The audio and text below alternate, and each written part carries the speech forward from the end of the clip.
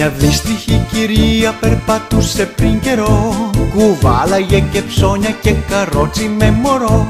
Εάν τα πεζοδρόμια χωρούσαν το καρότσι, εδώ η ιστορία μας θα είχε απλά τελειώσει. Εκεί λοιπόν κατέβηκε στο δρόμο να περάσει, τη βρίζει ο κάθε κάγκουρας για να την προσπεράσει. Δεν θα φταίω αν χτυπήσω το μιξιάρικό σου, κι ας είμαι αυτός που πάρκαρε στο πεζοδρομίο σου.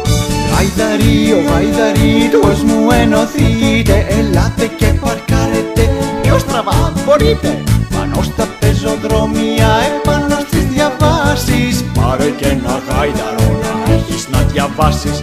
Χεσμένες πάνες, λάσπη και αυτοκόλλητα είναι η απάντηση όποιου δεν αντέχει πια να βλέπει αυτοκίνητα εκεί που είχε χόρτα, κι από το χώρο που άφησα να μην ανοίγει η πόρτα.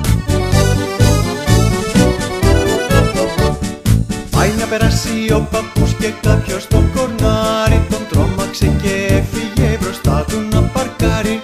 Μα ο παππούς είναι πάνθυρας, κανείς δεν του την πέφτει, και παίρνει και το 100 και περιμένει να έρθει.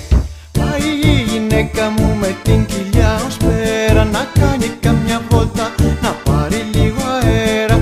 Μα οι θέσεις για τις έγκες είναι κατηλημμένες και μέσα απ' τα διθέσια να βγαίνουνε λεμέδες. Γαϊδαρί, ο γαϊδαρί, τους μου ενωθείτε, ελάτε και παρκάρετε πιο στραβά μπορείτε, πάνω στα πεζοδρόμια, επάνω στις διαβάσεις. Πάρε και ένα γάιδαρο να έχεις να διαβάσεις. Χεσμένες πάνες, λάσπη και αυτοκόλλητα είναι η απάντηση όποιου δεν αντέχει πια να βλέπει αυτοκίνητα εκεί που είχε χόρτα, κι από το χώρο που άφησα να μην ανοίγει η πόρτα.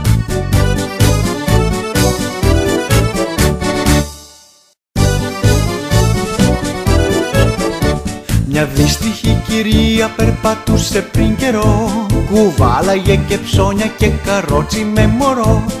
Εάν τα πεζοδρόμια χωρούσαν το καρότσι, εδώ η ιστορία μας θα είχε απλά τελειώσει. Εκεί λοιπόν κατέβηκε στο δρόμο να περάσει, τη βρίζει ο κάθε κάγκουρας για να την προσπεράσει.